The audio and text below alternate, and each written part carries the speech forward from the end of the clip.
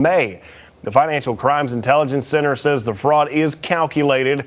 People steal unactivated gift cards, open the cards, steal the electronic number, then they reseal the card and return them to store shelves. Now, when a customer buys a card and it's loads of money, they are then able to drain the card and take the money before a customer can use it. People are encouraged to closely look at the gift card packaging. These 3 men are linked to crimes in Dallas, Central Texas, and all along the Gulf Coast. All right, now this isn't an important story in a vacuum, but this is an important story for you to sort of stick on the bulletin board of your memory. Because one of the allegations around all of this immigration policy under Trump 2.0, one of the underpinnings of the criticism of you is that you're a racist. Well, you just want to go round up brown people and black people and deport them, and some of them are here legally, some of them are here illegally, some of them they're good citizens and they contribute and they pay taxes and they commit fewer crimes than you silly Native American, not Native American, but well, these guys are Latvian. They're white. They're whiter than I am. And we want them gone, right? They're illegal immigrants. We want them gone. Can you go find anyone that's on Team Red that says, "No, let's keep these guys"? So there goes your whole racial narrative right there. The fact that we have this one story, and I want you to remember this story because it's being used against you. Some of the Somali fraud stuff I'm going to play for you later. It's like, this is all just based on racism. No, we want all illegal immigrants gone. Unfortunate for the narrative that the majority of them are not white. But this is not a racial thing. We want them all gone, even if they are white, even if they are Latvian. Hell, most of us don't even know where Latvia is. I didn't even know that's a thing. Is that a city? Is that a country? I don't care.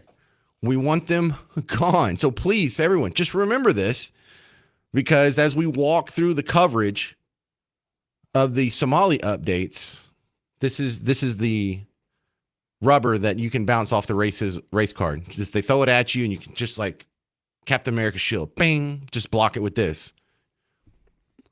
But I'm really enjoying the Somali fraud story because the narrative has been so enjoyable. At first, it was like, well, it's not that much money. Okay, well, it's billions of dollars. Well, okay, well, still not that much. What about $9 billion? Okay, well, that's a lot, but it's not just Somalis. Well, 85% of the people that are charged with crimes are Somalis. Okay, well, maybe it's a lot and it's Somalis, but the new goalpost is we've known about this for a long time. This is not anything new. Come on, man. You can't just take an L. Just can't be like, wow, that's fraud and it's bad. We should look into that and stop it. No, it's Abby Phillips on CNN. But all of these allegations have been public for a decade. The Minneapolis Star-Tribune highlights the investigations that stretch back to 2015 when daycare centers were raided. And since then, the newspaper has done more than 300 stories on these allegations. Back in 2022, the New York Times investigation helped lead to some of the first charges brought by President Biden's DOJ. But that's not stopping the Trump administration. It says that Homeland Security Department officials are going door to door in Minneapolis to investigate suspected fraud sites. But critics fear it's just a pretext to intensify the immigration crackdown targeting Somalis in Minnesota. My panel is back with me. The idea that this has not been investigated is completely bunk. That is not true. It not only has it been reported, it is being investigated, as the Trump DOJ is actually trying to point out tonight. So just because conservatives are finding out about something for the first time doesn't make it new and doesn't make it some kind of cover up. So let me get this straight. 11 years ago, there was an investigation into a fraudulent daycare. So don't worry about the 30 different, not just daycare, but autism centers, home health care centers, medical mobility services, all the other fraud scams that are going on with 30 businesses in a 6-block radius that are getting over $100 million from the taxpayers. Yeah, don't worry about that because, look, we already looked into a daycare 11 years ago, so this isn't anything new. Oh, it isn't anything new? Because originally when he came out with the report, you were saying he was wrong. That's false. There were kids in there. And then it was like, no, that there were no kids in there because it was shut down last week. And then it turned into, well, no, it wasn't shut down last week. We just opened at 2 PM and he came before we opened. And then the newest story, I mean, they keep doing this. They keep moving the goalpost. The newest is that No, they're open. And here's the surveillance video that shows you all the kids. Look, there was a kid that got there at 9 in the morning. So see, they are open. It's like, oh man, can y'all just stop moving the goalpost for 5 seconds? You want to hear something better? At one of the daycares that Nick Shirley went to, the Nokomis Daycare Center of Minnesota, do you know they were robbed? This is so not believable. You're going to think I'm making this up. I promise this isn't an AI. This is the son's owner saying, "Oh man, someone broke into our daycare and stole all our enrollment records. I guess we can't prove or disprove anything that is being alleged against us." Yesterday morning, I was called by the owner because unfortunately someone came in to our daycare. We looked and saw what happened, and we saw that the suspect came in from the back, broke in from the back kitchen, and he also destroyed the wall to come in. As we walked around the daycare, we saw that our office doors was broken into as well. We saw that, unfortunately, there was important documentation, enrollment of the children, and also employee documentation that was gone. There were also checkbooks that were ripped from our check papers that were ripped from our book. This is devastating news, and we don't know why this is targeting our Somali community, as one video made by a specific individual made this all happen. We've been receiving hateful messages through our voice notes threatening us since the past couple of days, including one that happened yesterday morning when after the break-in. This is frightening and exhausting because this is happening to us Somali communities as Somali Americans. We are supposed to stand with each other and help each other through everything that's happening. This is also sad that a video can cause all of this. I want to say that there are hundreds of daycares out there, Somali daycares that are out there, and we all help our children and everyone in our community. Oh, just play the race card already. We have high quality daycares, and this is very sad news that one individual who made a false claim about fraud that is happening in the daycares engaged everyone else to come and do this to us. Well, I hope they find that robber. I hope they got a manhunt on and find him. It's probably the same guys that beat up Jussie Smollett, right? Probably the same. Does anyone believe that this daycare got broken into and someone stole the records? Because, yeah, that's what's real hot on the black market right now is daycare records. Yeah, you can easily turn around and go sell that on the street to go get you some crack. Yeah, did you get those check stubs? Did you get some daycare records, man? Does anybody believe that for 5 seconds? 800-288-9227. 800-288-9227. Coming up next, some updates from a local TV reporter who's been following this for years, Lure Goose. You'll hear him on The James Show. News Talk 820, 93.3 FM, WBAP.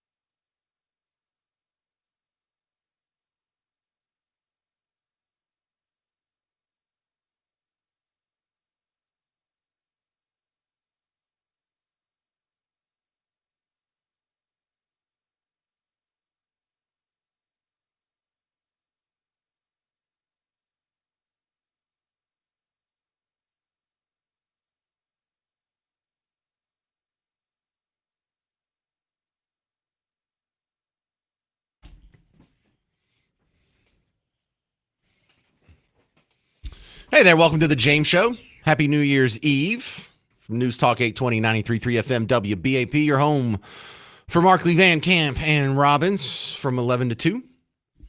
I'm just having a good time watching people move the goalpost and change the narrative and update their worldview as the facts slap down their previous understanding of the story. And it's really interesting to see the reactions of some people, because this is a good litmus test. Are you an honest broker whenever you are presented with facts that make your team look bad?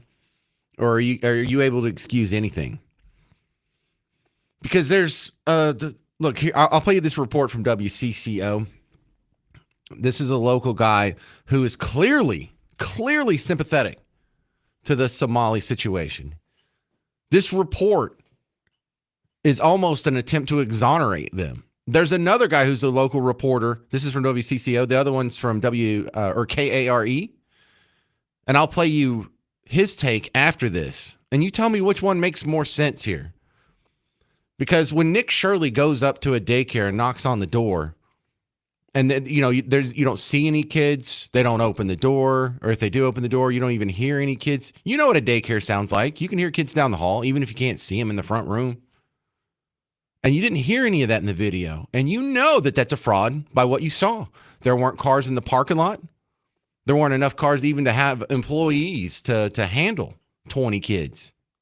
You know, you've been to a daycare. My sister worked at a daycare for like 6 years. Through her last 2 years of high school and all 4 years of college, she worked at the same daycare. I used to go visit her all the time. Oh, I know what a daycare looks like. I know what the parking lot of daycare looks like. I know what the outside of a daycare looks like. I know what it smells like. I know what it sounds like. And so do you. So this is a fun attempt to have people say, well, don't believe what you saw on that video and what you didn't hear on that video. We checked in on it, and I don't know. This seems all on the up and up to me.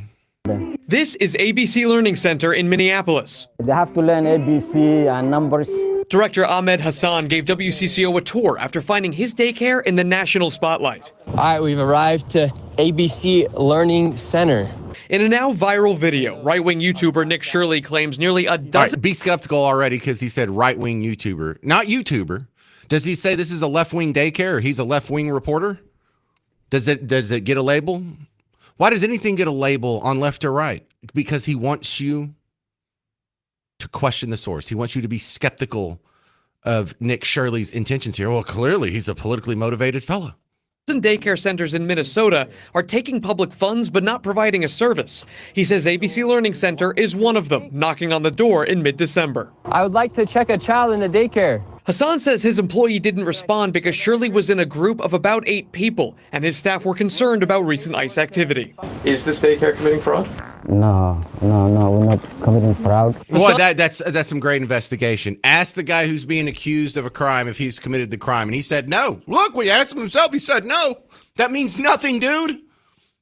The guy didn't open the door because there was a group of 8 dudes. I didn't see a group of 8 guys.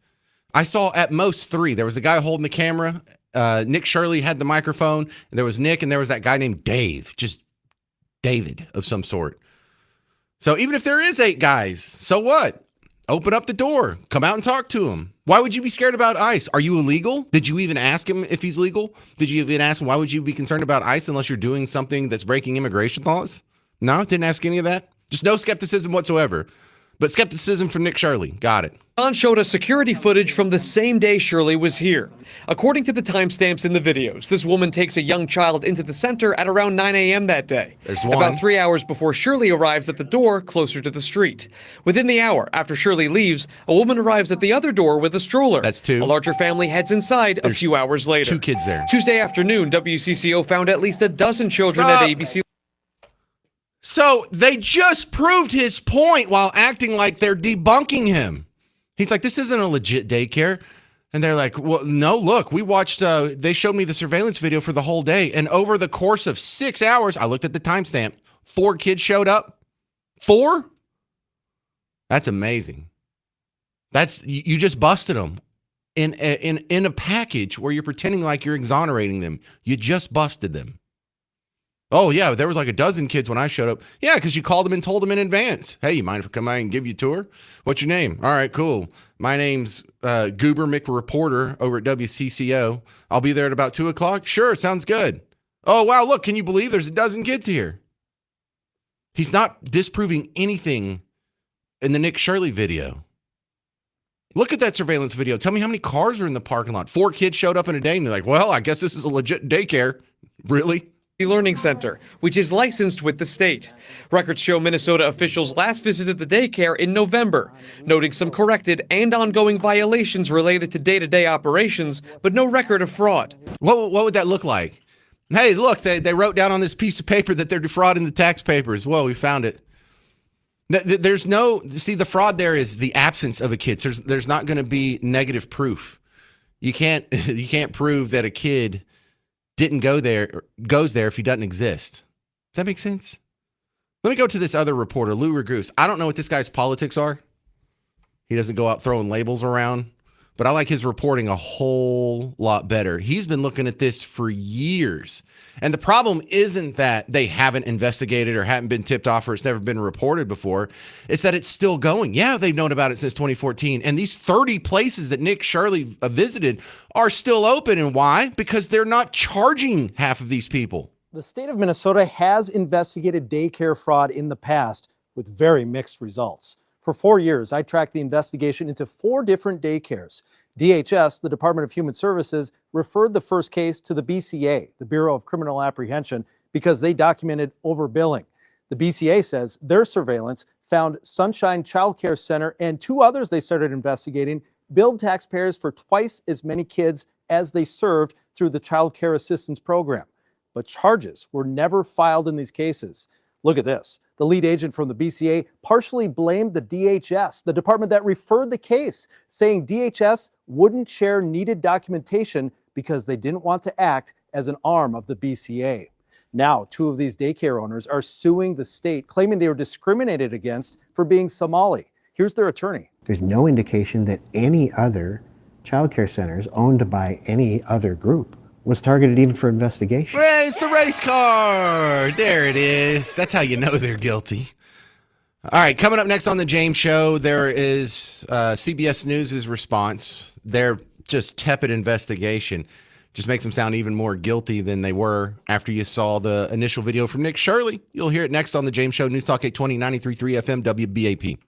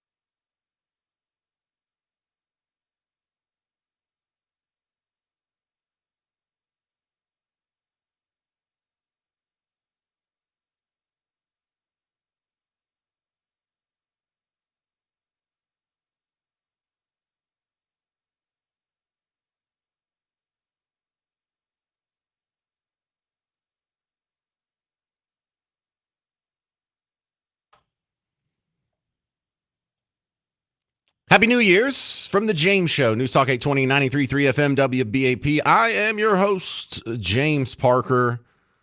And why do we care so much about this fraud story with the Somalis in Minnesota and Washington and Ohio?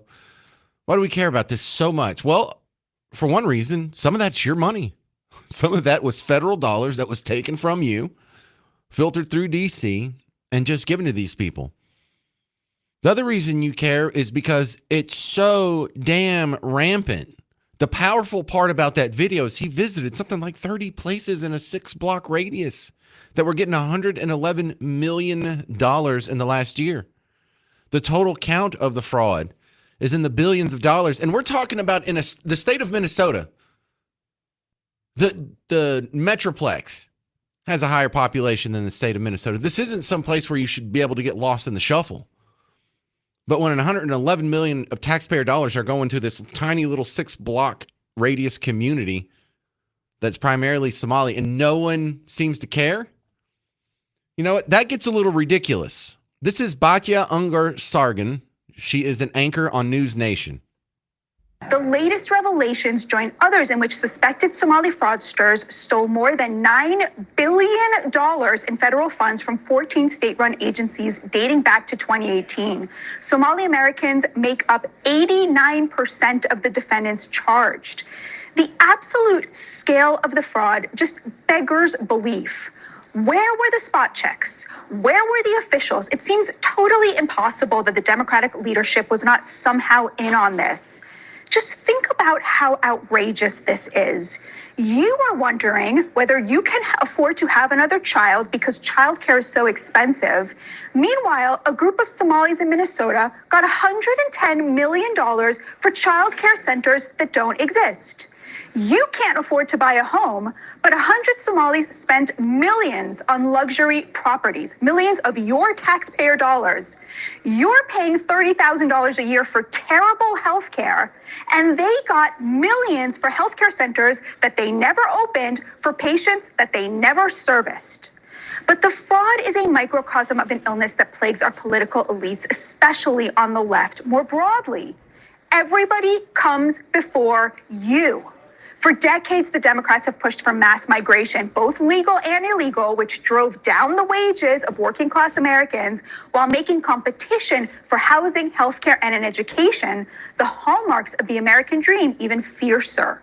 And if you objected, if you had the audacity to ask why your children were being disinherited in your country, the Democratic elites called you racist. Wow, fantastic. So I played you a clip from a local reporter on a different TV station there, KARE. His name's Lou Ragoose. There was an interview he did earlier this month where he was asked some questions about his work on it because he's been following this story for this station for years and years and years. So he probably knows more than anyone about the situation.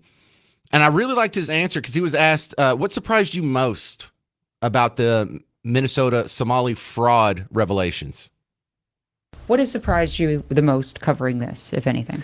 I guess just that it just wasn't obvious to those that send the money out right away. Like, you know, just covering the trials for Feeding Our Future, I couldn't believe that the education department would just drive past one of these alleged meal sites and see that there aren't 1 million kids there. Like, that just seems like common sense to me. And so just a lot of, like, you know, things move slower in government, just like in general, like just the idea that you see on paper that there's all these meals allegedly being served and it seems obviously fake, but then you just run it up the chain and see, is there a technicality that we can try to stop this with, or what should we do here? Like, why not just jump up and down and scream fraud right from the beginning? That surprised me that it takes so long to stop. Right, and what he was referencing there was the Paradise Cafe, the one where Ilhan Omar had like a election watching party, and she did a video with it in the background. And the owner's one of the guys that already got convicted and rolled up in one of these scams. They were supposedly, a restaurant that seats 35 was supposedly providing 18,000 meals a day to their community or whatever, just collecting millions and millions. And it took forever for it to get busted. And, you know, doesn't that seem kind of obvious? This little restaurant's cranking out 18,000 meals a day. No? Doesn't seem weird to anyone? But the problem is isn't with this program or even the people in charge. The problem is this is what is naturally going to happen. When you nationalize an industry, when you put anything, when you take it from the private sector and put it in the public sector, all the incentives change. There's no incentive to save money. There's no incentive to root out fraud. There's no incentive to go check up on this or audit it, because it's not like you go out of business if you waste money. In fact, the more money you spend, the more money you can ask for next year, the bigger your empire gets. So built into the system is incentivizing fraud because it's good for everybody. It's good for the politicians. It's good for the bureaucrats that are running the air quotes program. It's good for the people who are doing the grift. They turn around, they make the donations to the people who are allowing it. And it's one big vicious cycle where they're just all having a good time with your money. Part of my analysis on all of this is that they measured success partly with the number of dollars they're sending out.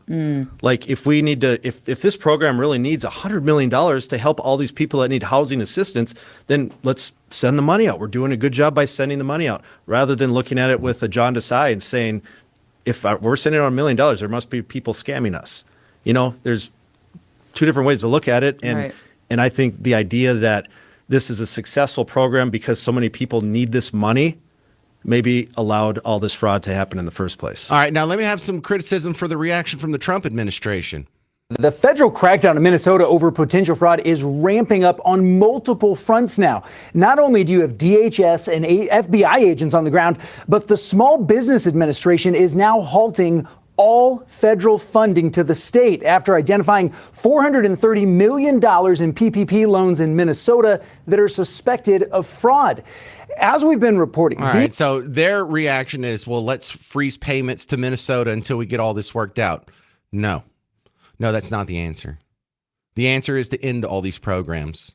Put charity back in the hands of the private sector, because government has demonstrated over and over and over every single time it's tried that they cannot be trusted to be good stewards of your charitable dollars.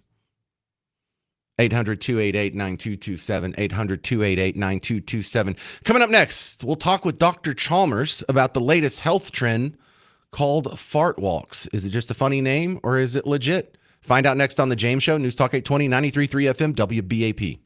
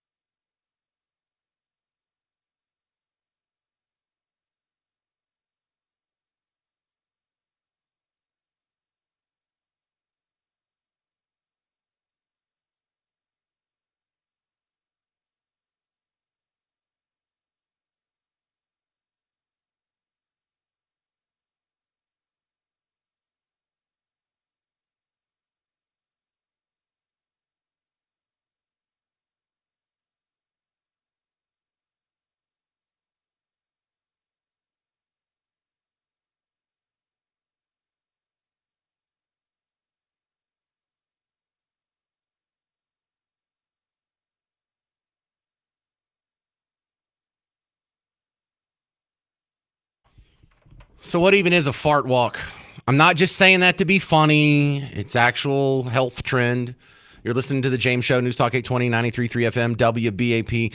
And just so you know, I'm not making it up. Here's CBS News in Chicago talking about it.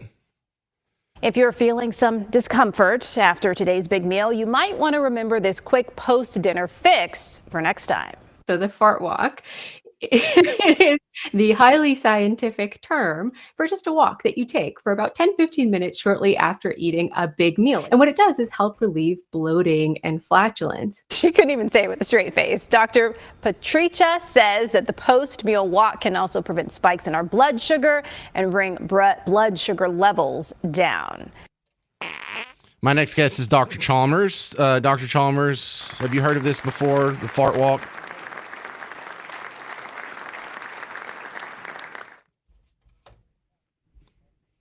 Yeah, so this is actually something I heard RFK talking about sometime in 2025. Don't nail me down on the date here, but he's even tweeted, taking a walk after a big meal can help with all kinds of things like digestion and whatnot. So this isn't coming out of nowhere, but is there a reason why this is trendy all of a sudden?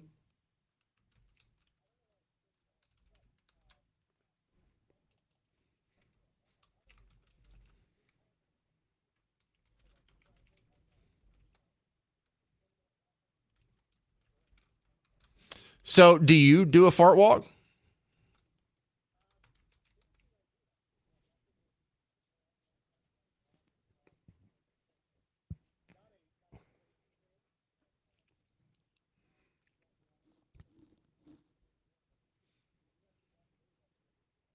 Is this something you were recommending long before 2025?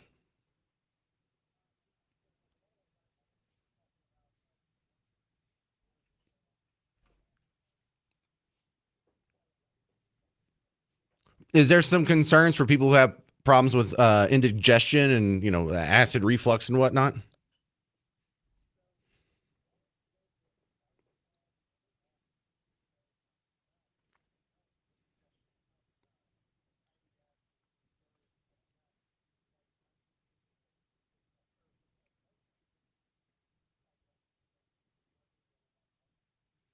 Yeah, and we're assuming it's going to be, light, low, no impact exercise here. No one's going to do the obstacle course from Ninja Warrior after dinner. But so how much exercise do you recommend for the health benefits to be noticed?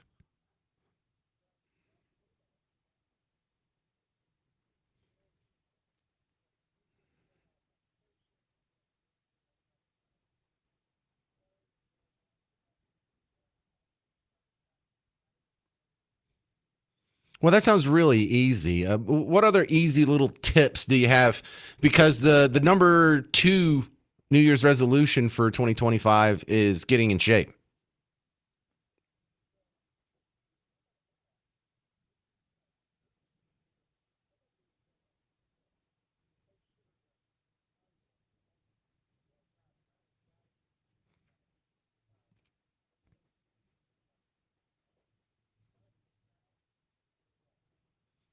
Good stuff. Dr. Matt Chalmers, the Ozempic craze seems to be hot and heavy as ever. Do you still see it growing, or have you seen it plateau off?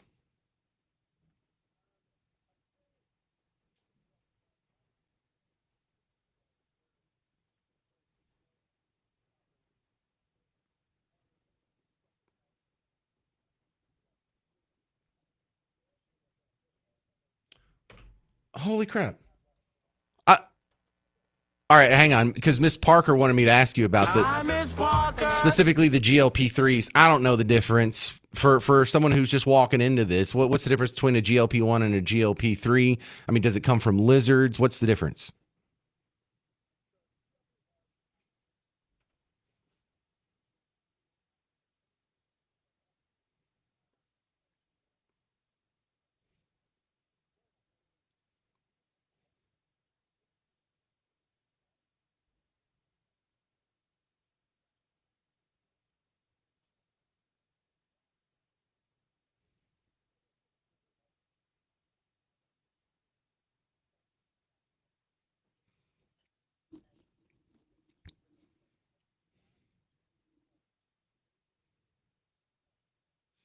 does it have side effects? Because some of my Ozempic friends complain that they feel sick a lot.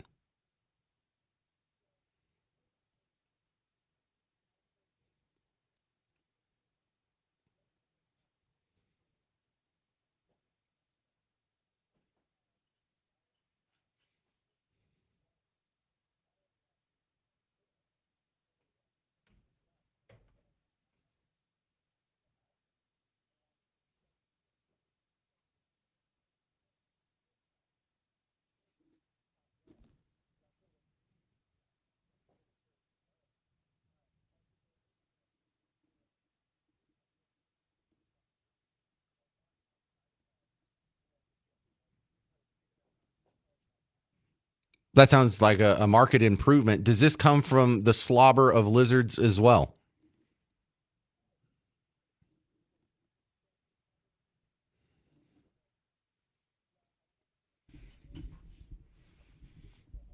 All right. Well, thanks for just humoring the layman over here, asking about lizard slobber and fart walks today. This is Dr. Matt Chalmers.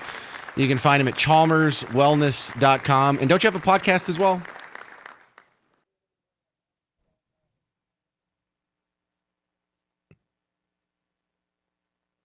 Thank you very much, Dr. Matt Chalmers. You go have a good New Year's Eve. All right. And coming up, I think we're going to do this on Friday's show. We're going to do a segment about the resolutions that people have, and the top few resolutions. Number one is actually financial. Number two is health. And I'm going to dedicate a segment to both of those. So we're going to talk about some of this stuff again on Friday's show. Because I know 91% of you are going to jettison your New Year's resolution by the end of January, but I'm going to talk to the other 9% of you who are going to get it together. How about that? All right. Coming up next on the James Show, news from Bug Tussle. They don't want you to do celebratory gunfire. It's like, really? That's what you have to tell us about? Because we're probably going to do it anyway. 800-288-9227. I'm James Parker on News Talk 820, 93.3 FM WBAP.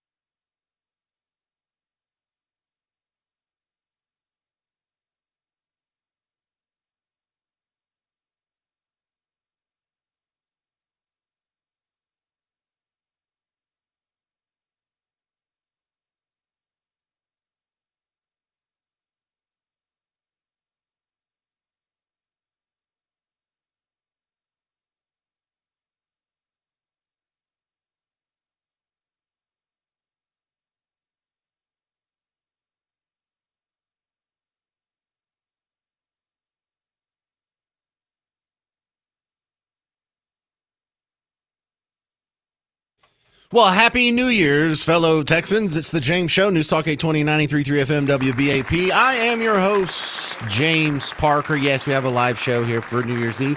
I'll be doing a live show tomorrow on New Year's Day, too. So if I'm not the only sucker stuck at work this week, you can be stuck with me. I know you are, too. I see you across the glass over there.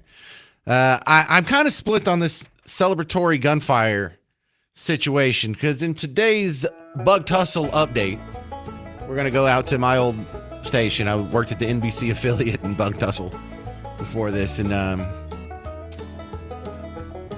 this report on celebratory gunfire, you see it every year. It happens all the time. Sometimes they do it around July 4th. New Year's Eve's a big one, too. And they're all concerned about it. And I get it. I've been hearing this my whole life. This seems to be common sense to a lot of people.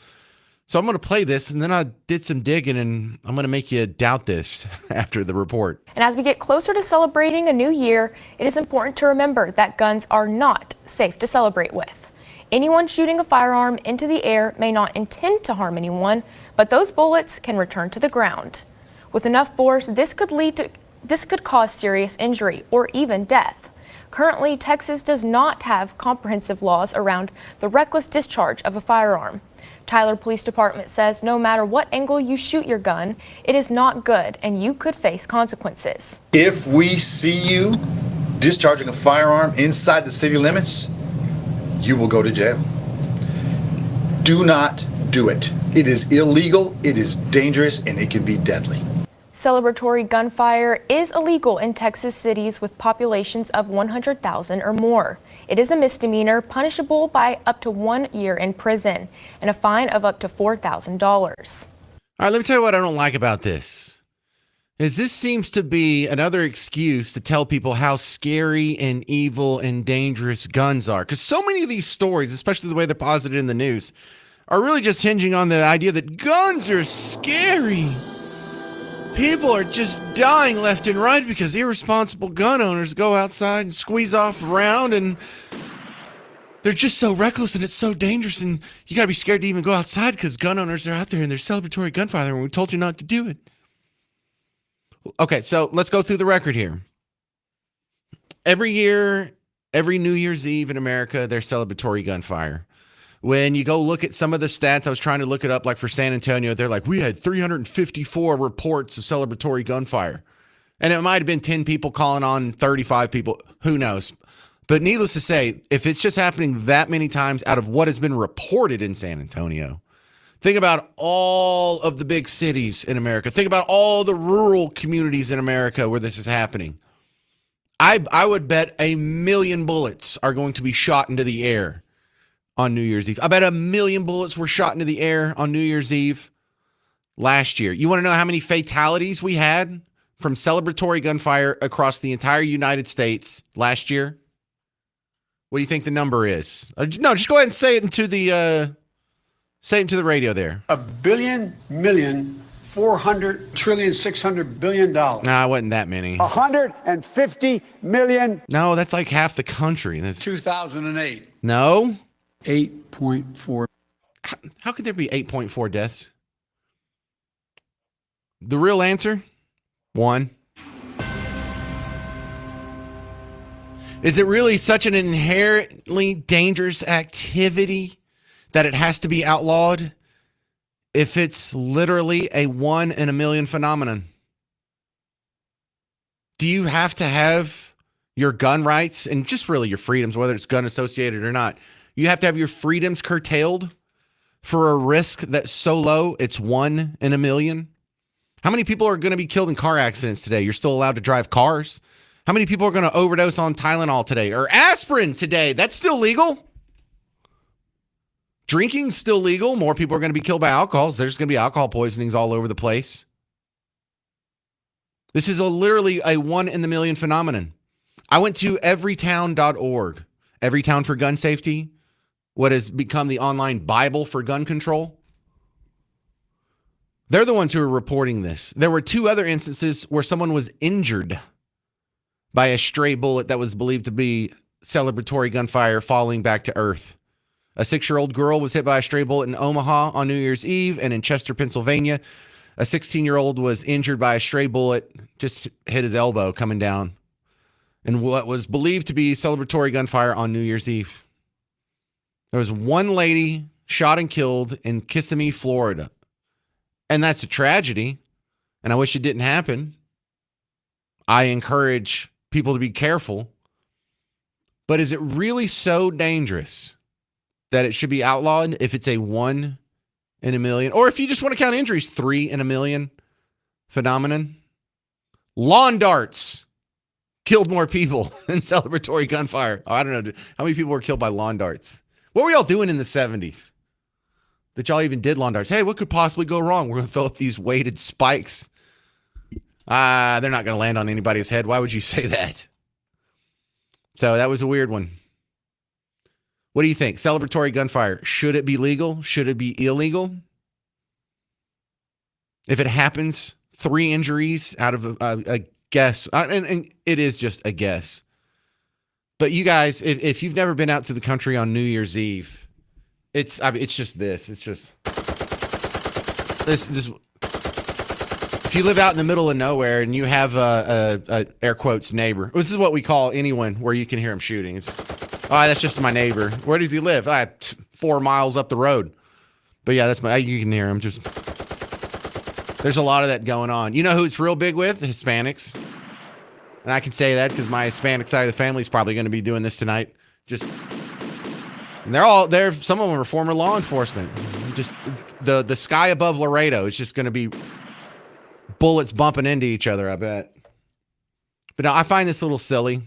And I used to think it was common sense. So I understand if you disagree with me. Parker, it's dangerous. What if it wasn't outlawed? How many people would die? I don't know. Let's find out. Let's see if it's significantly different. Because it's something that's only enforceable in the city. Like where I grew up, you could go shoot a gun in your backyard. No one would hear it except for maybe just echoing in the distance. No cop's going to hear it. No one's going to call it in. If they did call it in, how would they prove it? You got a witness? Yeah, I heard a gunshot. How do you know it was Parker? No idea. So it's just silly, but they get to say on the TV, scare all the people who are ignorant of guns, people who live in the blue city bubble. People who think guns are scary. This just reinforces that. And it turns out it's not just common sense safety. It's nothing more than anti-gun propaganda. And I don't know why it's so tolerated. 800-288-9227. 800-288-9227. Coming up next on The James Show, at a grocery store with gas pumps in front of it in Bug Tussle over the weekend, I took a picture. Gas was $1.99. We'll talk to R.T. Trevino from the Crude Truth podcast about what to expect with gas prices in 2026. I'm James Parker. It's News Talk 820, 93.3 FM, WBAP.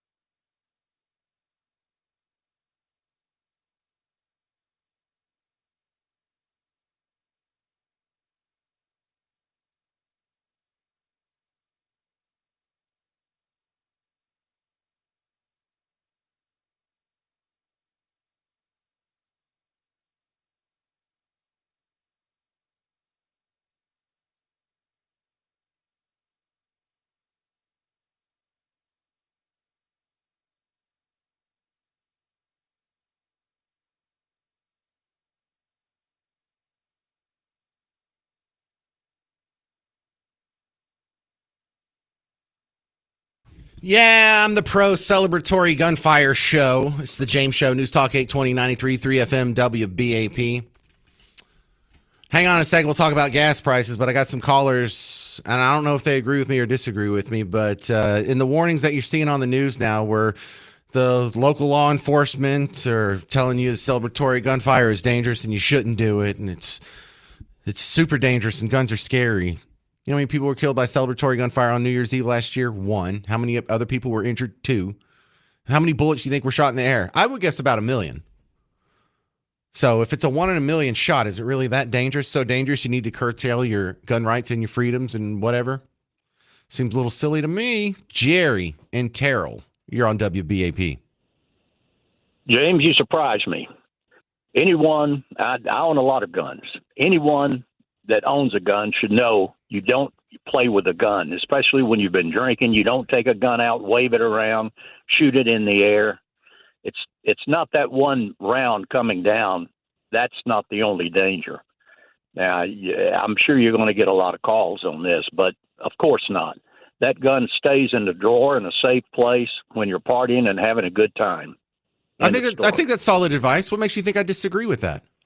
Well, that's what you said. You said only one person's been killed by a round coming down, and so it should be able to take them out and fire them on New Year's celebratory fashion.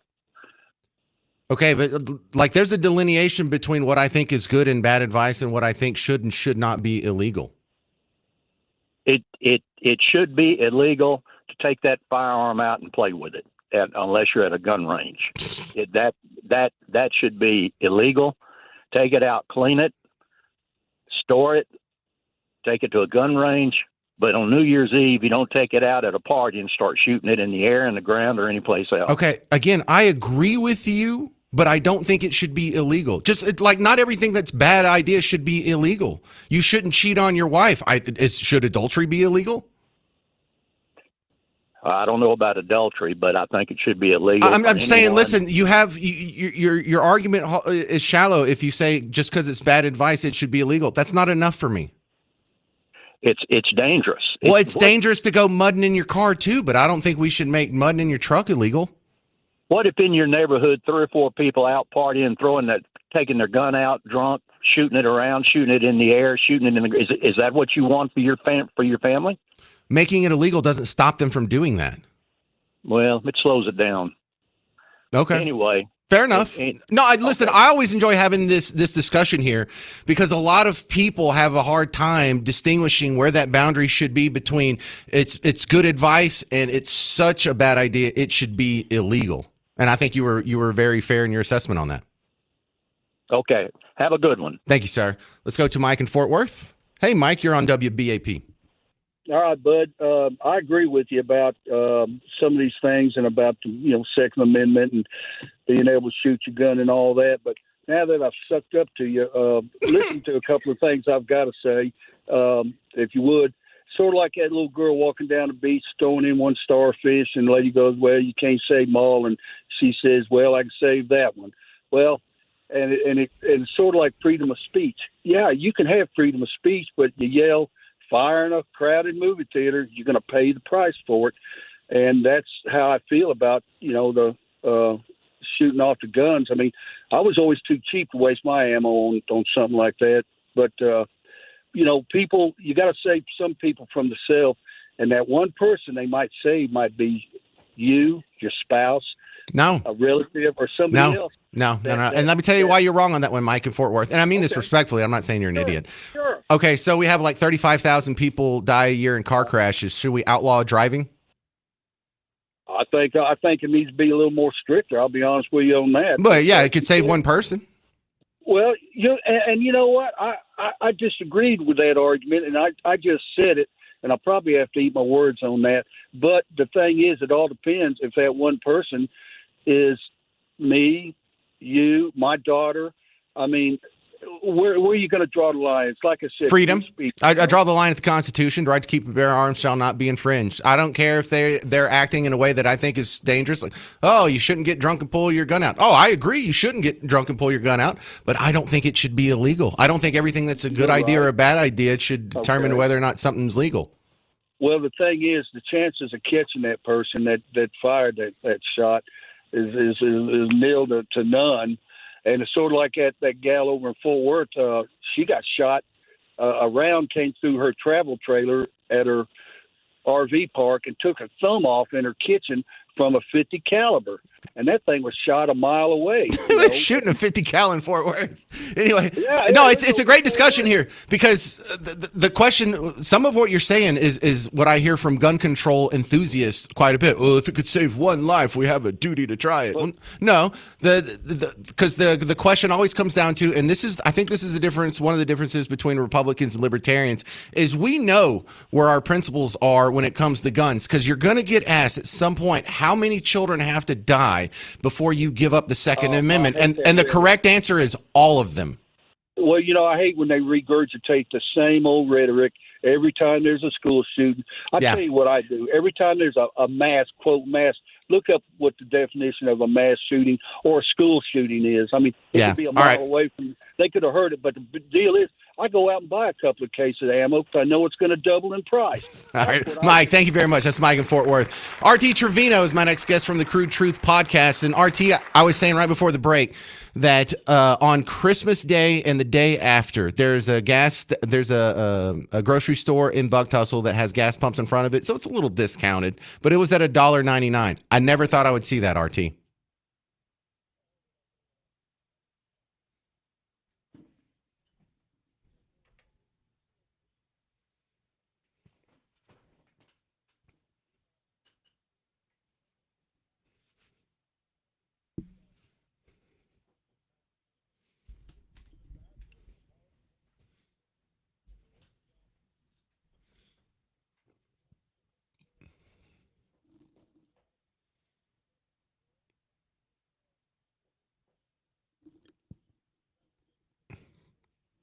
Is the price getting too low? Y'all getting nervous over in the oil patch?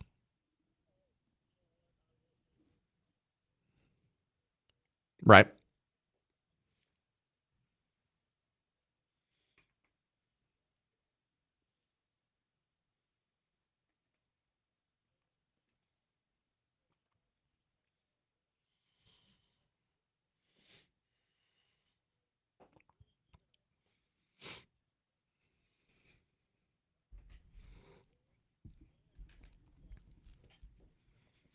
Hey, do you know what they're doing with the oil and the oil tankers that we've seized from Venezuela? I heard some of them were parked outside of Galveston. Can we get some of that oil?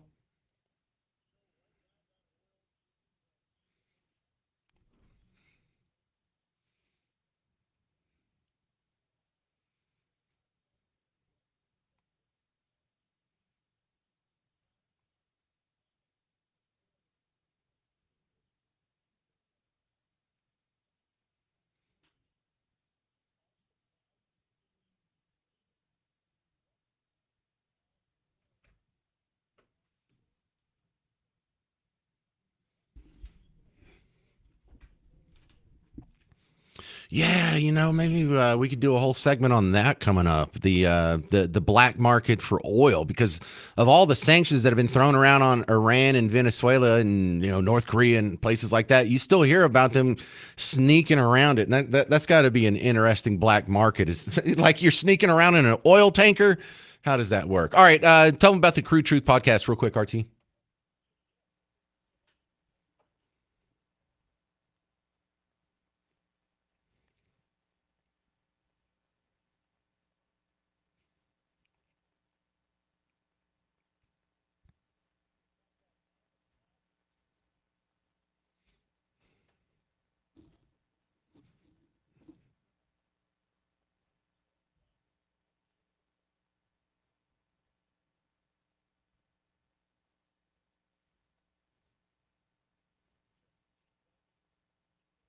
All right, and Landman 2 comes out. I guess that's kind of in your wheelhouse. I'm going to start watching that when I get a chance. Coming up next on The James Show, I think I got some more callers who disagree with me. Am I the only person who thinks celebratory gunfire should be legal? I'm James Parker. It's News Talk 820, 93.3 FM, WBAP.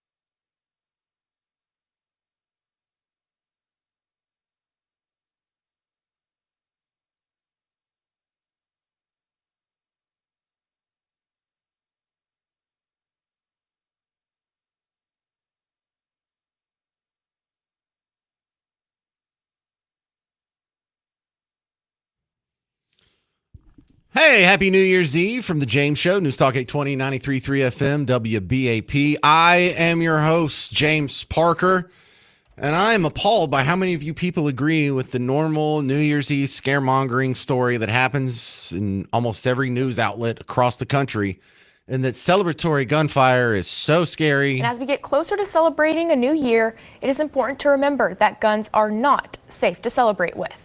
Anyone shooting a firearm into the air may not intend to harm anyone, but those bullets can return to the ground. With enough force, this could cause serious injury or even death.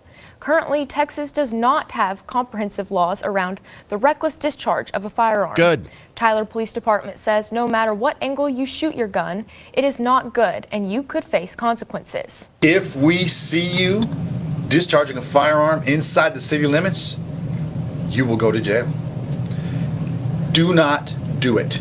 All right, so scary, right? Well, let's go to everytown.org. That's the Bible for gun control, Everytown for gun safety.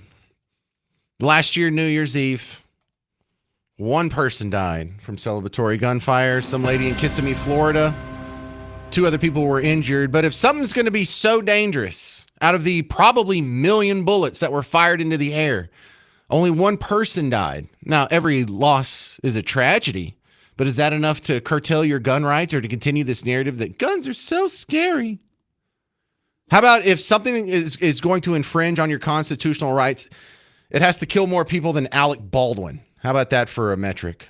Steve in Irving, you're on WBAP. Oh, man, James, dude. It's not a violation of your constitutional right, your Second Amendment, not at all. Dude, acting stupid's acting stupid. And I worked for a freight company, NW Transport, before it went out of business. Every New Year we were off. We would come back. First thing we did that morning, the very first morning, was go out and start checking the yard because we lost windshields. There's property damage. There's holes in the roof, and that was right there off Urban Boulevard. Man, I had found bullets in my driveway from, the Mexicans over there in South Irving shooting their firearms off. You're talking about them doing property damage. It's a dangerous, stupid thing to do. Why not go ahead and stand on the side of the road there and throw rocks into traffic randomly? It's the same concept. It's not a violation of your Second Amendment at all.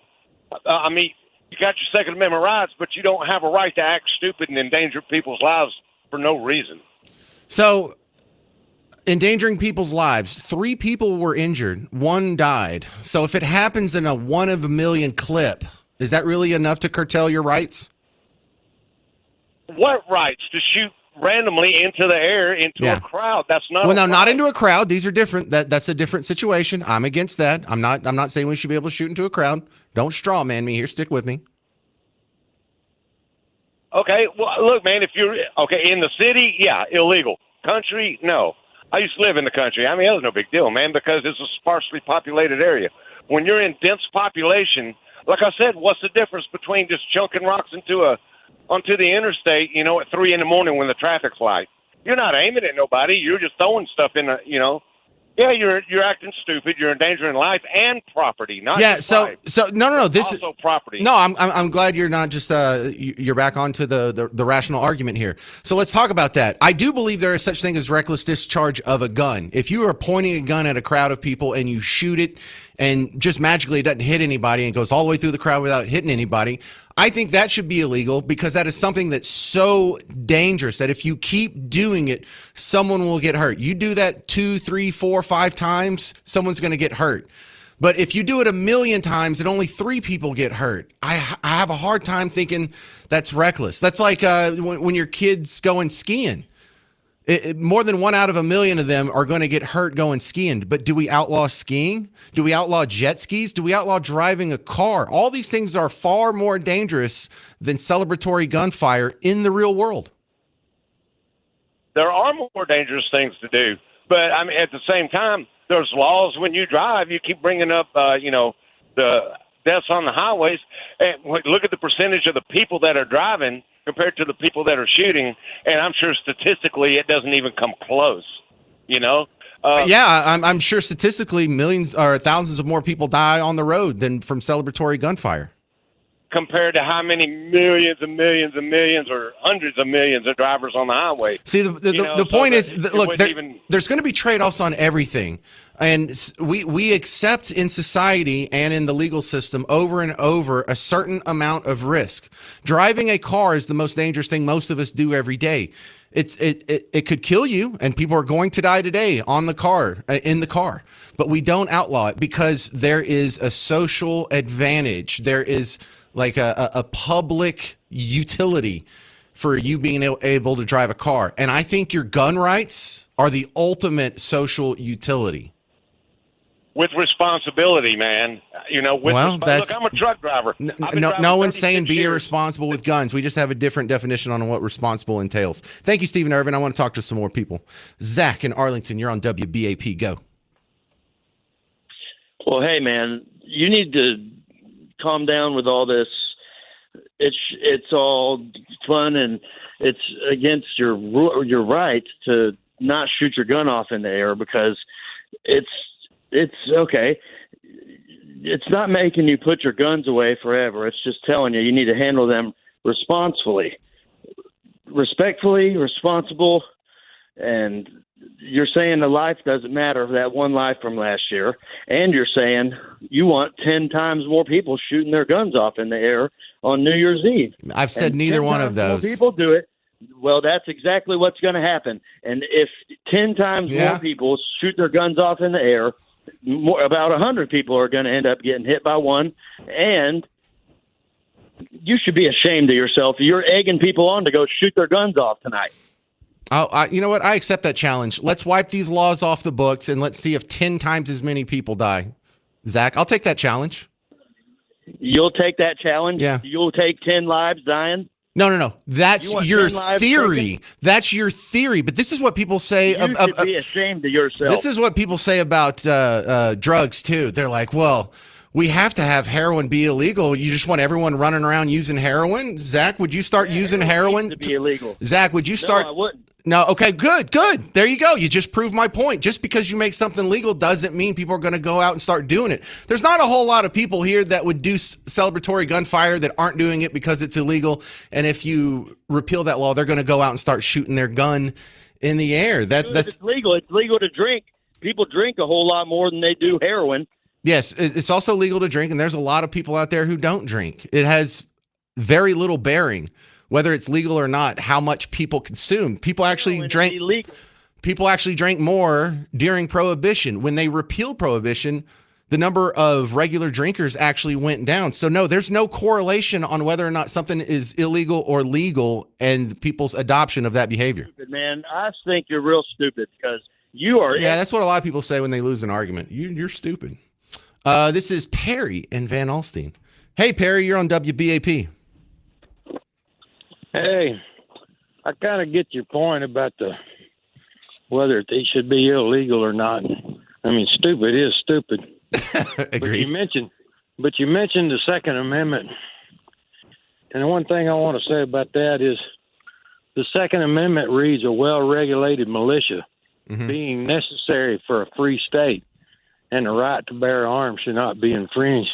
And I think maybe that'd be a better conversation to have right there, because the first part of that nobody ever hears about or talks about, and that was the enforcement arm of the people. And so I just thought I'd bring that up. So I don't know where that leaves you. Are you in favor of celebratory gunfire being banned? Well, like I said, stupid. Making it illegal is, I don't think it's going to do any good. But, you know, if you fire a gun and somebody catches that bullet and gets hurt, you're responsible for that bullet. Hell yeah, go to jail. Go straight to jail. Do not collect go. Or do not collect $200, do not pass go. Ben and Anna, you're on WBAP. Hey, Ben. Hey, so, you know, I've been a roofer for about a decade now, and so we're on roofs consistently, talk to inspectors consistently. You know, if we're on 5 to 6 roofs a day, 6 days a week, we might see 1, maybe 2 bullet holes in roofs over the course of all DFW in that time period. And wouldn't you know that the weakest shingle, a 3-tab roof, and a piece of plywood stops the bullet 10 out of 10 times? Shut I never up! find one that goes through. Oh my God, you're my hero of the day. This is fantastic information to have for the argument. Yeah, man, like, it just doesn't, the terminal velocity of that bullet is so small. Yes, if it hits you in the melon, it's bad news bears. But, I mean, group of people don't really stand next to each other, except maybe if you're in Times Square. Big old roofs catch things, and you know what? It doesn't break the big old roof, so go figure. Wow. Fantastic, Ben. I didn't know how right I was until Ben and Anna helped me out. 800-288-9227. 800-288-9227. Anybody besides me and Ben okay with celebratory gunfire? I'm James Parker. It's News Talk 820 93.3 FM WBAP.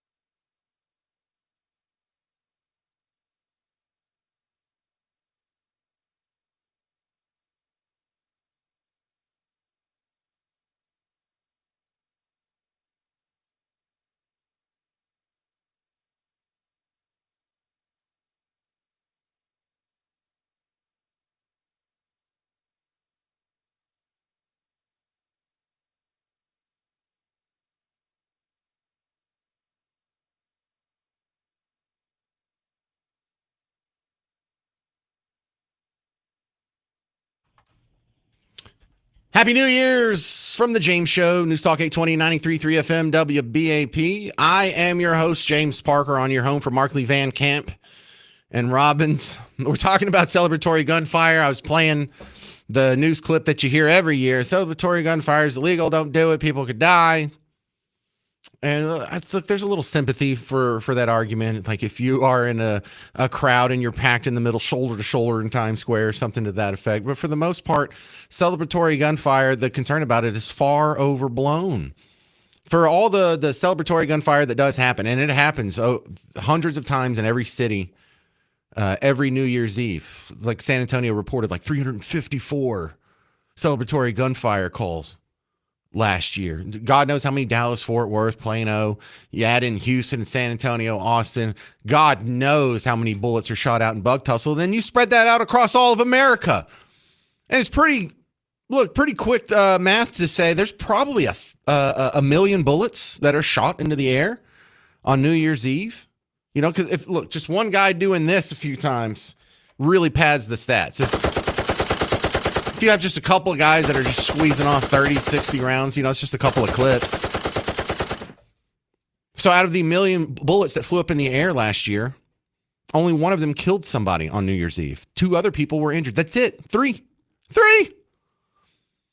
So if it's something that happens on what is quite likely a 1 in a million chance, is it really so reckless and dangerous that we need to curtail your rights? Does it really need to be illegal? Again, I don't think it's a good idea. I'm not encouraging it, but I don't think it should be illegal. I think that's just silly.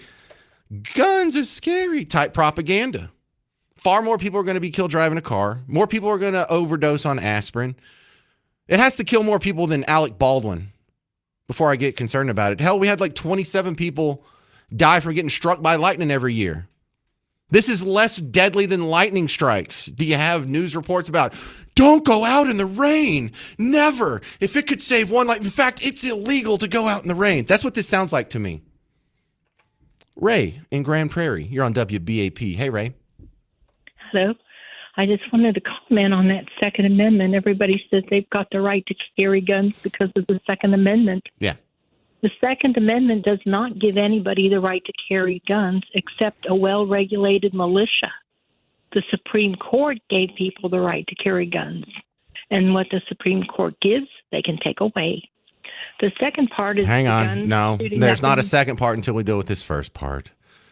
Few people agree with you here. The right of the people to keep and bear arms shall not be infringed. The right of the people to keep and bear arms shall not be infringed. The right of the people to keep and bear arms shall not be. I don't understand how you get the militia part out of that. But that's not what the Second Amendment. That's the second half of the Second Amendment. The preamble gives you the reason why they put the second half into being. A well-regulated militia. Well-regulated militia. Right, being necessary to the security of a free state. The right of the people to keep and bear arms shall not be infringed. So I don't see any gray area in the right of the people to keep and bear arms shall not be infringed. A well-regulated militia being necessary to the security of a free state is what necessarily you get if the right of the people to bear arms isn't infringed. You don't want the people, when it's time to call up the militia, when we get invaded, you don't want that to be the first time the people have held a gun. The well-regulated militia would include like the police department, sheriffs, members of the military, things like that. No, it applies to everybody. According to case law. Well, fine. According to the English language. All right, we're not even getting anywhere with that. What was your second point? The bullets. What goes up must come down. And just because they haven't hit a whole bunch of people, why do you have to set somebody up to get hurt? Suppose you've got a large party in your backyard and you've got a gun, you bring it straight up, it comes straight back down and it hits one of your guests. Are you going to feel happy just because you're only one in 1,000 Do you think people? it should be illegal to go outside in the rain? No. Okay, well, more people die from lightning strikes than bullets falling out of the sky. That's not something people cause. No, you cause that when you walk outside. You can easily prevent that by not walking outside during the rain. And so let's outlaw walking outside in the rain. It's more dangerous than celebratory gunfire. I'm not You're talking saying about waste. celebratory gunfire is so dangerous, we have to infringe on people's rights. Going outside in the rain is more dangerous than celebratory gunfire. So, by your logic, we should outlaw going outside in the rain. Rain is not man-made. All right. Good chat. Thank you very much. Jeremiah in Dallas, you're on WBAP. Hey there. So you keep on suggesting like that rain and guns are the same thing. No, you realize that I didn't say they were the same thing. You're saying that they both kill people. One kills far less than the other one, but you're suggesting like you're comparing apples and oranges. Do you understand that? Does that make sense? Well, I am comparing the two different levels of risk. Yeah, One of apples and oranges. One of which is morally, socially, and legally acceptable. The other one is illegal, even though it's less dangerous than the first. That's the point. One is a weapon that actually kills people. One is water. It's so illogical. Lightning's water? Idiotic. Not lightning. You know what I mean. Lightning it's from the air. It's from the world. Fine, So let's it's do water then. How many people die drowning in pools? How many toddlers die in backyard pools every day? one That's is a more weapon dangerous than and guns. One is water. Right? Okay, think about this. Okay, let me ask you a question. If your daughter died last year from that one bullet, would you be okay with not outlawing it? Yes. You would still be okay with not outlawing guns being shot in the air. If your daughter was killed last year, you wouldn't go to the ends of the earth to be like, stop it. Because that one person Jeremiah, that it was illegal. if my daughter drowned in a pool last year, I wouldn't want to outlaw swimming pools either. But if water was a weapon and you could tell people like you're still comparing water and a gun, that you sound so stupid. There it is again with the stupid. I feel like every time that they say that, I win. It's like, I know I got a break. I'm just having fun over here, Garrett. 800-288-9227. I'm not doing guns the rest of the show, but this is fun. We'll continue with this next. I have some more people who are probably going to disagree with me. Am I the only person that thinks celebratory gunfire should be legal? I'm James Sparker on News Talk 820, 93.3 FM, WBAP.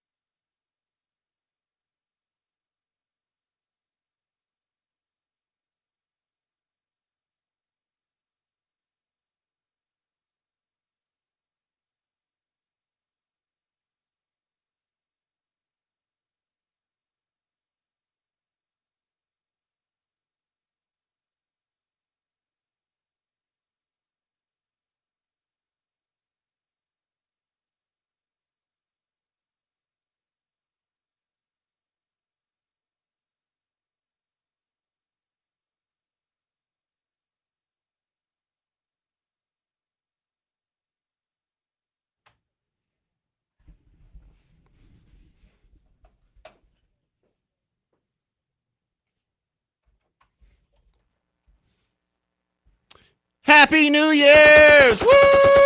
Happy New Year's on the James Show. It's News Talk 820 93.3 FM WBAP. I am your host, James Parker. Just doing a little celebratory gunfire on the James Show. That's how we roll here on New Year's Eve, just shooting off guns into the air. The reason I'm having fun with that is because the normal hack stories are going across the news, and it kind of bugs me because once you do a little bit of research into it, these stories sound so silly about celebratory gunfire. As we get closer to celebrating a new year, it is important to remember that guns are not safe to celebrate with. Anyone shooting a firearm into the air may not intend to harm anyone, but those bullets can return to the ground. What? With enough force, this could cause serious injury or even death. Currently, Texas does not have comprehensive laws around the reckless discharge of a firearm. Good.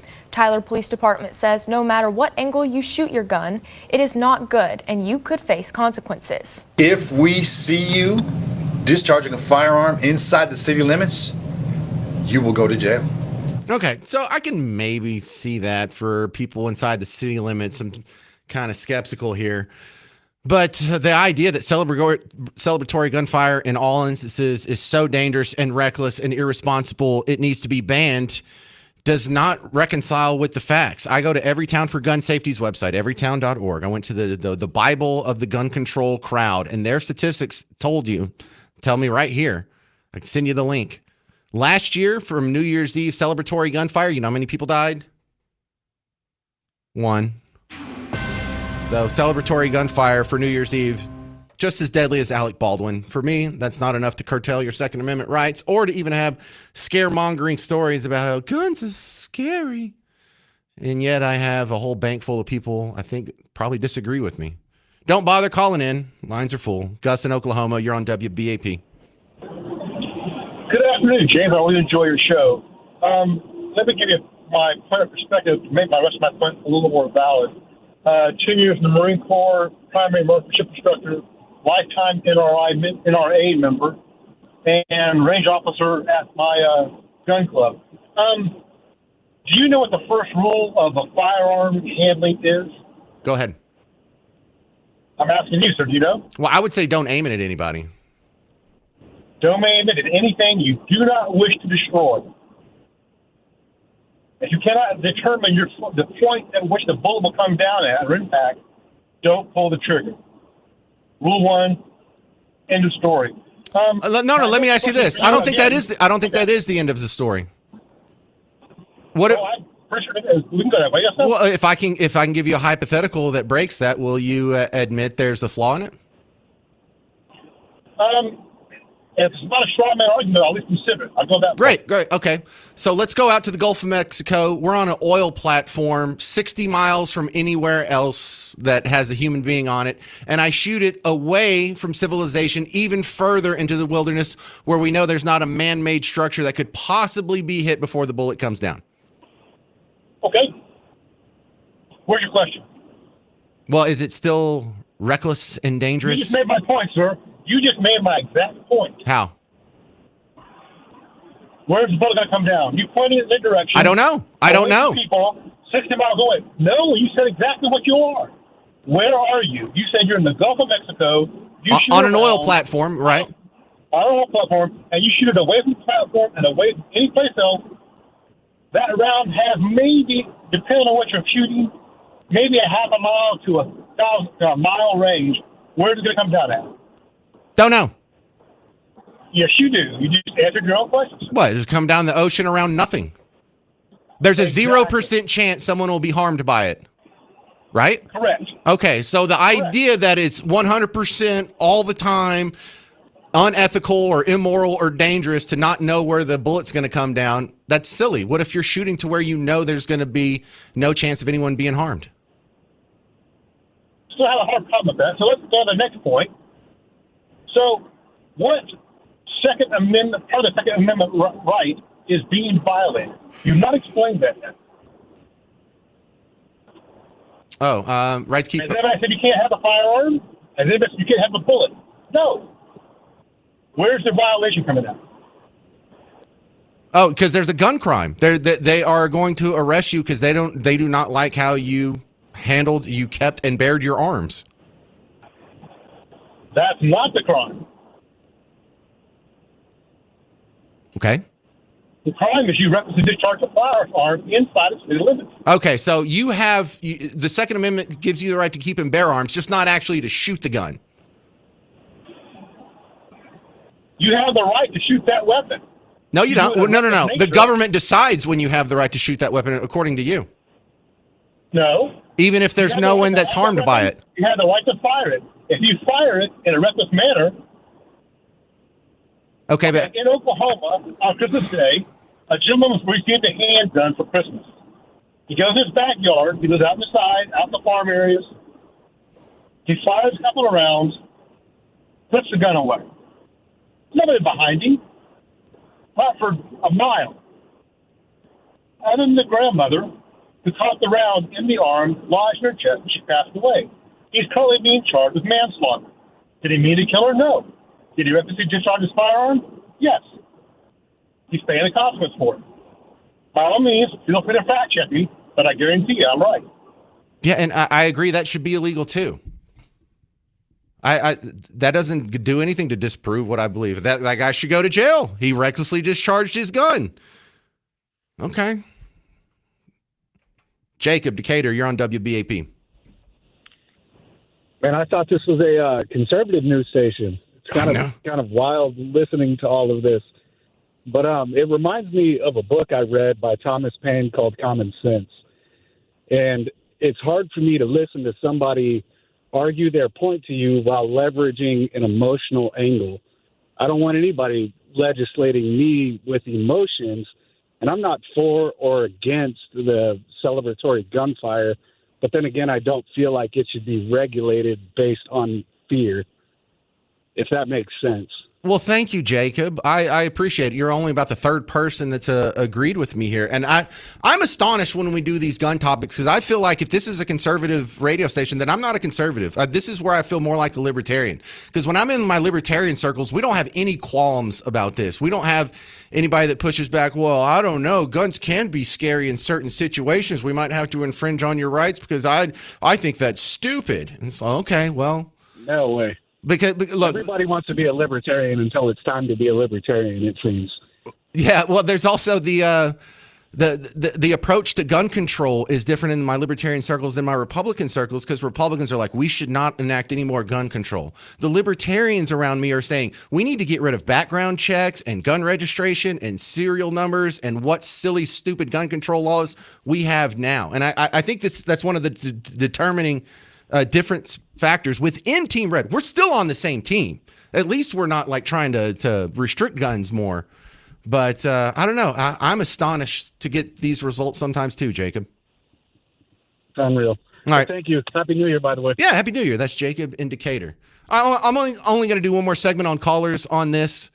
But the idea of celebratory gunfire on New Year's Eve, I understand that there's a lot of skepticism out there, even from the WBAP audience. Because you've probably never heard anyone turn on a radio microphone or a TV camera and make this argument. And that should make you suspicious there. If it really is a 1 in a million death rate here, one person was killed from celebratory gunfire on New Year's Eve last year. Why is it illegal? Why is it so dangerous it's illegal? And why hasn't anyone made this argument to you before? 800-288-9227. I'm James Parker on News Talk 820, 93.3 FM, WBAP.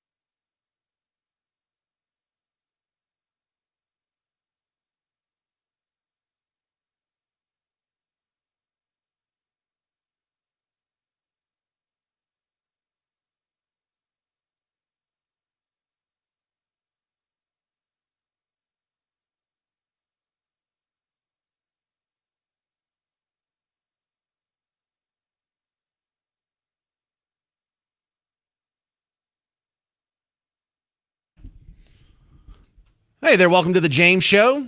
News Talk 820, 93.3 FM, WBAP. I am your host, James Parker. Hope you're having a safe New Year's Eve tonight. Whether or not you are participating with celebratory gunfire. The news stories about this crack me up and simultaneously kind of irritate me because go do the research. Go to everytown.org, look this up yourself. Find out how many people died from celebratory gunfire on New Year's Eve of last year. Because the number is 1. And I admit, it's irresponsible. I know, just 1. It's irresponsible. It's dangerous. I don't recommend it. But I don't think it's so dangerous it needs to be outlawed if only 1 person was killed by it last year. 2 other people were injured. So a total of 3 people.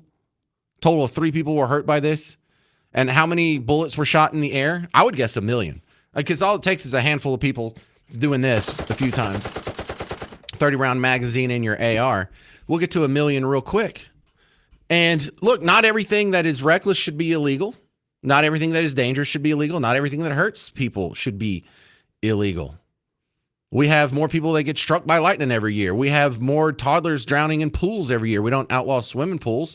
People die driving cars. 30-something thousand a year die driving cars. We outlaw it then? No, there's an acceptable amount of risk. Whereas a society, we come together and we say, this amount of risk is acceptable in order to hold on to our full complement of rights.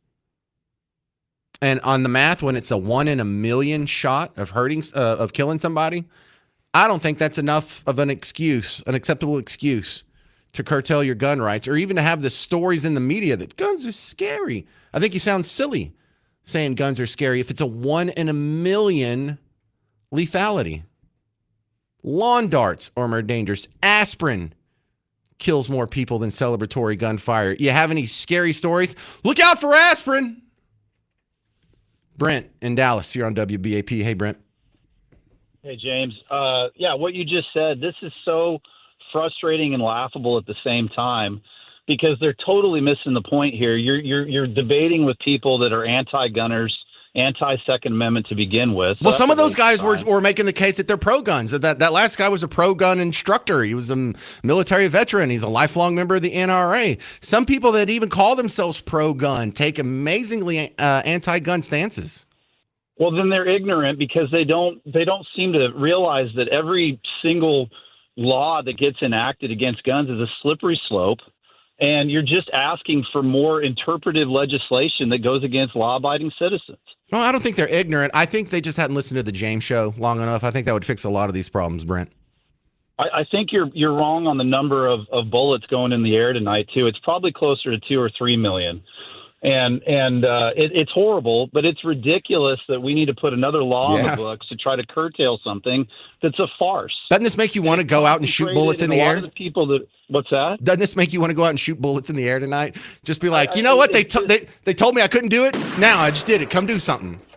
I want to laugh at this whole conversation, but at the same time, the fact that people want to debate this and put another law in place is just absolutely ridiculous. Well, I'm glad you got to hear it for yourself here. This is what we have to deal with. Thank you. That's Brent in Dallas. Wayne Quitman, you're on WBAP. Hey, Wayne. Hey, what's going on? I am 100% pro-gun, pro-Second Amendment.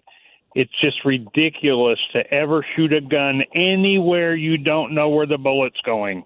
It's just dumb. Should it be illegal? Yes. Okay. How are you going to make it illegal? I don't know.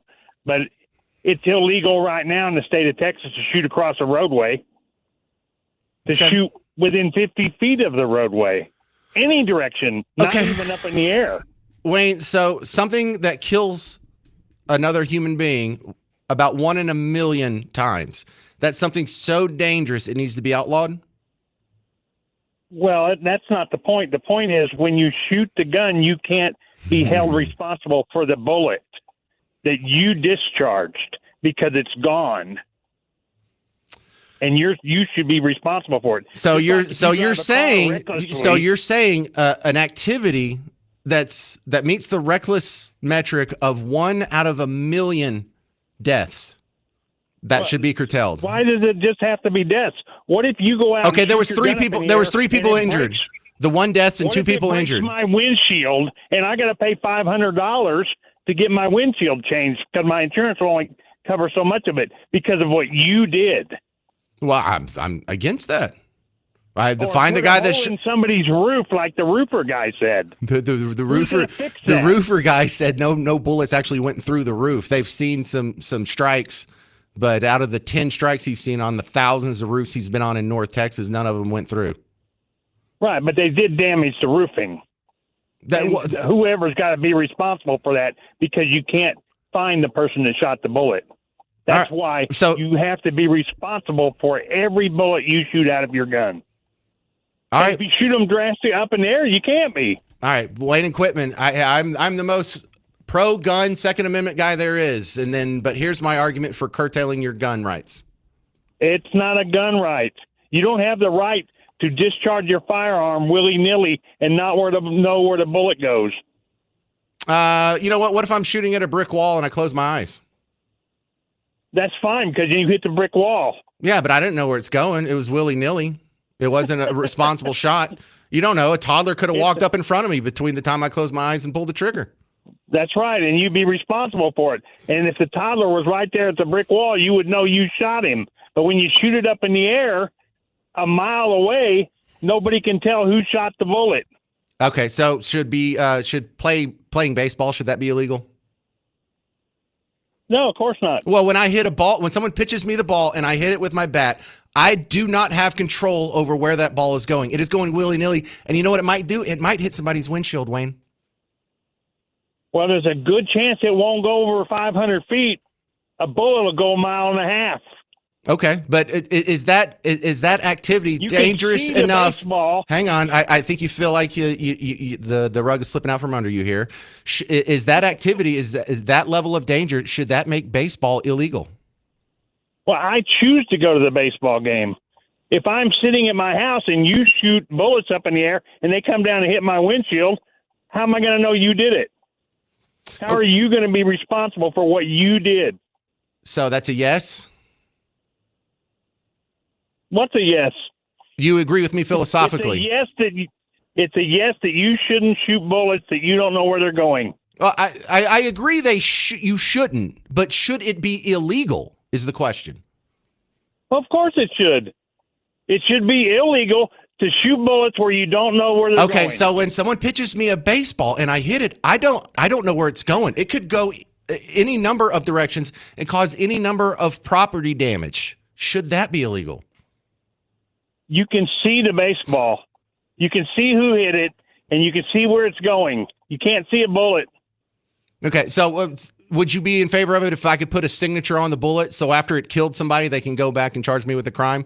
Then would celebratory gunfire? And they can do that. Cool. So you don't care if they actually die. I got it. This isn't about safety. This is about accountability. Fun argument to have. I'm cutting it off here, though. All you 100 people that are calling in, you can stop now because for the rest of the show, we're going to do the top viral videos of 2025 from The James Show. I'm James Parker on News Talk 820, 93.3 FM, WBAP.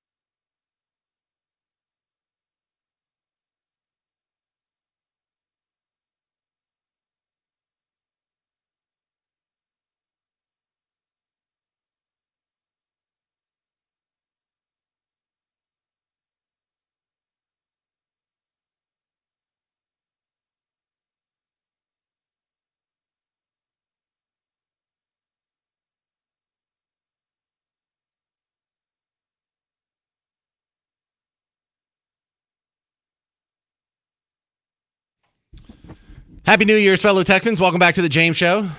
News Talk 820, 93.3 FM, WBAP. Let's go. Tell you what, here's compromise I'm going to do with you because the gun topic, I had to cut that off because I have some even better stuff to do for the last half hour of the show.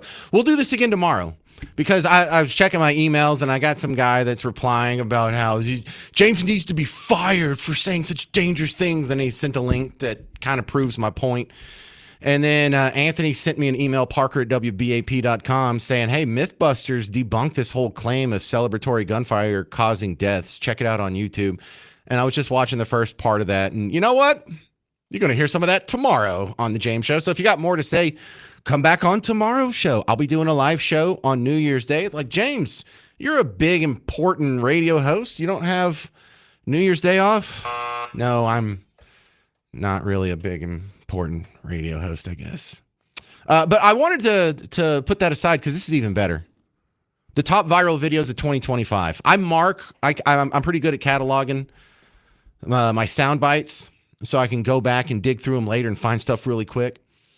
And I marked the viral videos for 2025 that I thought you would get a good kick out of that you may not have heard because you didn't get to hear every episode. Problem is, I could only narrow it down to 16. So I don't think we're going to get through all of these, but let's try. One of my favorite ones, this is what it's like trying to buy a glass of tea in 2025. Hi. One herbal tea, please. Which flavor? Jasmine? Sorry, I meant for the boba. The little spheres of tapioca and sugar? The tea comes with boba. Well, it doesn't because I see the tea right there and I see the boba over there. So why don't we just not combine them? Yeah?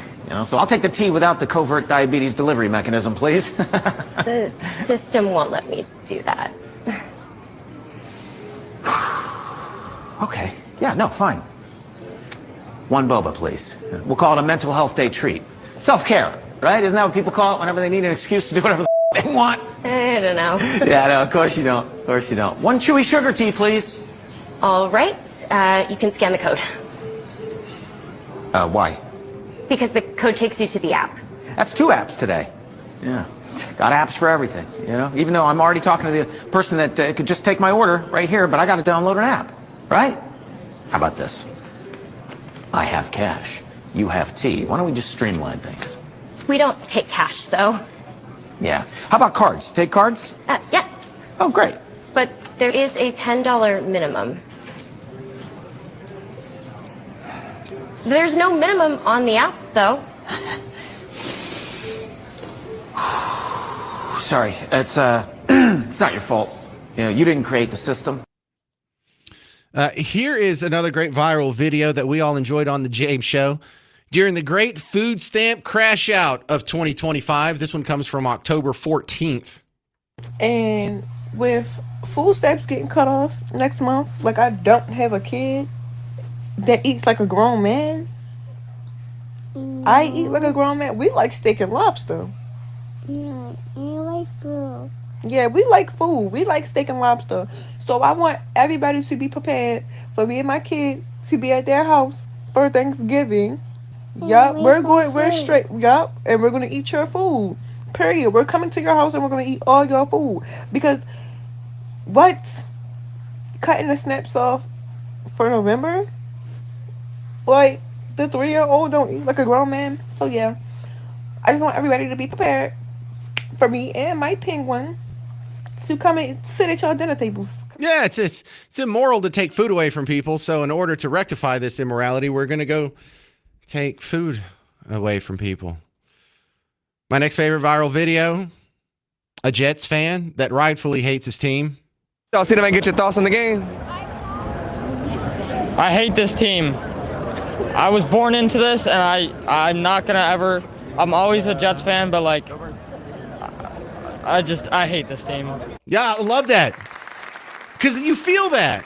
It's the same way we feel about the Cowboys. Like, man, we were born into this. We didn't get to choose this. You think I would choose 30 years of futility? You think I would choose not even sniffing the NFC Championship game for 3 straight decades? You think I chose this?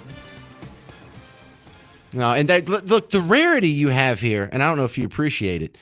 Once you get to a station as big as WBAP, you get in a market as big as DFW, the likelihood that you're going to have a local guy who grew up next to you as one of the hosts is almost zero. You realize that? Hal J's not from here. Ernie's from Houston. Casey's from California. Mark Lee Van Camp and Robbins, none of them are from here. Mark Levin's not from here. So I am with you. I actually grew up as a Cowboy fan. Roger Staubach was the quarterback when I was born. In fact, that's how we tell time in my family. He's not a millennial or a Gen Xer. He's a Staubach baby. Yeah.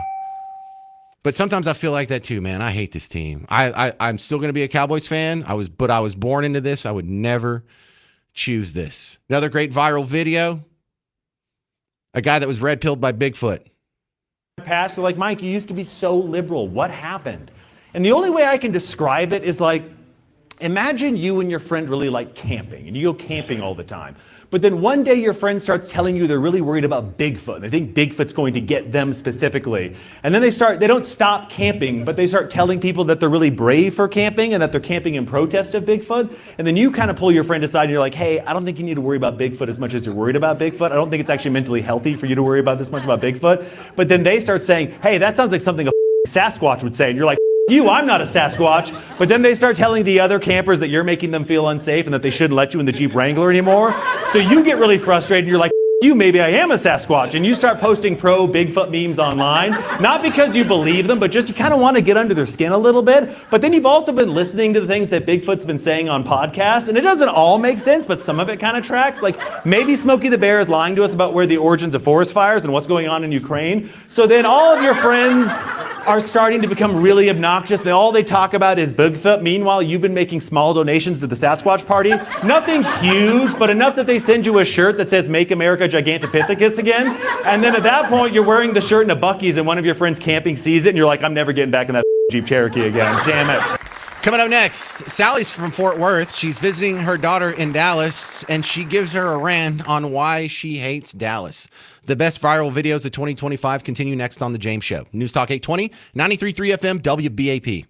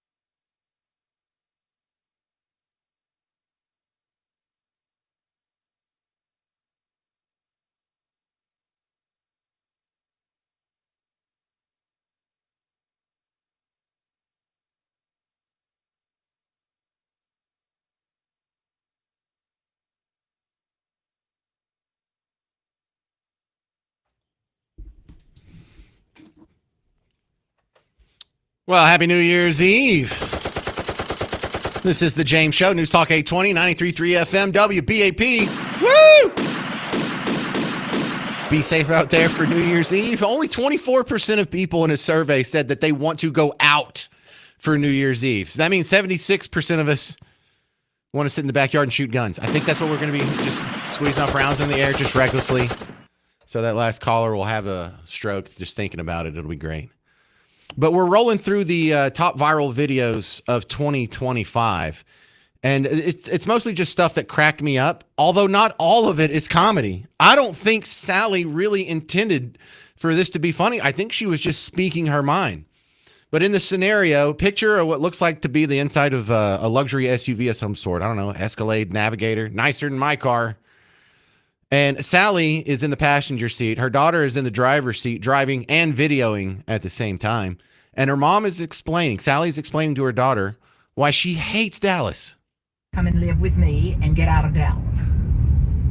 Okay, you have to tell people, why do you give me a hard time about Dallas? Oh, because everything is so fluty tooty and the food is so, oh yes, and then you look and a sandwich is $75 and you think, oh mother, that's okay, this is such and such a place. Well, and you act fluty tooty and your car is fluty tooty and Dallas is fluty tooty and I live there.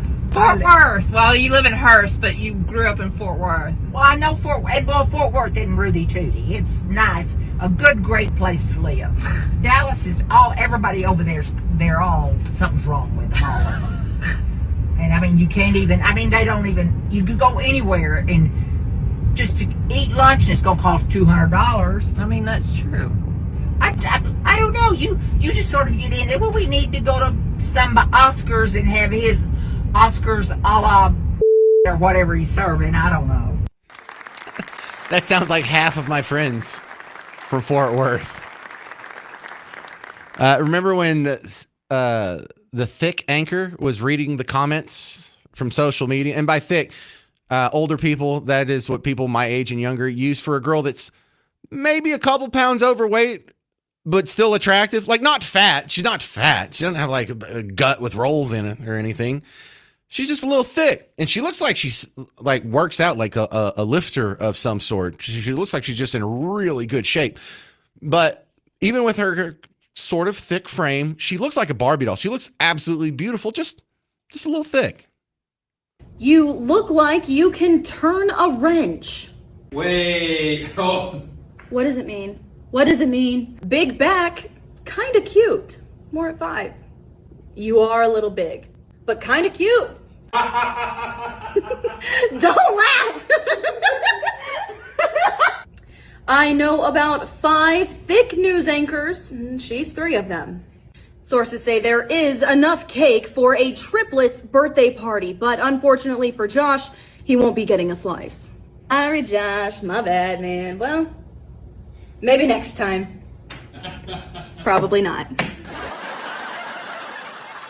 I don't know what your job is, but I worked in TV in a couple of instances through my career, and nothing is more horrifying than going home and turning on the TV and seeing yourself on TV, because the first thing that you're going to think is, oh my God, am I that fat? Am I that big? And I know the camera adds like 10 pounds or whatever, but when you're like 6'3", 230 like me, it probably adds like 30 pounds. I mean, I look like Shrek. I look like Sasquatch on the TV. And boy, it's so easy. If you're on TV, you know how easy it is to turn down dessert. You know how easy it is to go to Sunday school and people are like, you want a donut? And you're like, hell no, I don't want a donut. I got to look at my fat face on TV for the next 3 days. No. But no, that's one of the main reasons I stay in any kind of shape. Number one is, for benefit of Miss Parker, and it helps with my odds, if you know what I'm saying, fellas. But no, the other one is if you're in any sort of public facing job, talk show host, TV host, whatever, and someone has a disagreement with you, it could be over sports, it could be over the news, it could be over politics, it could be over religion. If you're out of shape, the first thing that everyone's going to say is, you're fat. I can't live like that. I don't stay in shape because I'm healthy or because I'm disciplined. I stay in shape because I like Miss Parker and I'm vain. Another great viral video from 2025 is this guy that was triggered by a fart. It's fresh because it just happened. But my wife and I just went to the grocery store right by our house, just to buy like junk food and stuff, you know, because we're really tired. Just wanted some sweet treats. And we were walking down an aisle, and there were like two guys that walked up next to us. You know, Peyton like walked away. My wife walked away for just a second, and they were like snickering to themselves or something. And like I didn't really think much of it, so I'm just looking at the candy aisle trying to decide what candy I want. And he walks by and gets like inches from me and just rips one, like farts like this far from me. That's disgusting to say. I can't even believe I'm having to say this, but he did. And about that time, Peyton walked up, like didn't witness what happened, but like seconds later, and I'm like upset, and I follow after him. And I was like, is there a reason? You were just so disrespectful to me. And we go to customer service. And this is Albertsons, putting y'all out there. This is Albertsons, by the way. And go to the customer service to be like, hey, this just happened. I was just disrespected in your store and called names like several times. And the security guard went and talked to him, came back, and they all just kind of looked at us and was like, well, can't y'all just leave? Yeah, we've got a rogue farter in here. Someone going to do something? Albertsons, you're way out of pocket. Another viral video. I'm running out of time for these. In 2025, we had to award the first gold medal for the most woke person. I'm telling you, if we had an Olympics for wokeism, this person would at least get the bronze. Check this out. I am Filipino-Japanese, second generation. I'm a disabled trans man, but I'm also a Medicaid patient. I'm also a person who uses food stamps. I'm also a person who has been through houselessness in this country. I'm also a person who has gone through substance use and addiction. And most of all, I am a patient of Planned Parenthood. Oh my Lord. That's it. You win, baby. That is the most woke. News break. She just got a show on M-Snow. So, and finally, another great viral video that men are going to love, women are going to hate. A viral video of a man explaining that women are incapable of being happy. Women with curly hair buy a straighter. Women with straight hair buy a curler. Women with dark hair dye it blonde. Women with blonde hair dye it dark. Women with big boobs, they get a breast reduction. Women with small boobs, they get implants. I mean, you can't make that species happy. If they're light skinned, they want to get darker. There is no making them happy. They got eyebrows. They shave them off and draw new ones on. There is no making that species happy. What about men? No, men are good. All right, that's going to do it for the James Show. Go out, have a good New Year's Eve.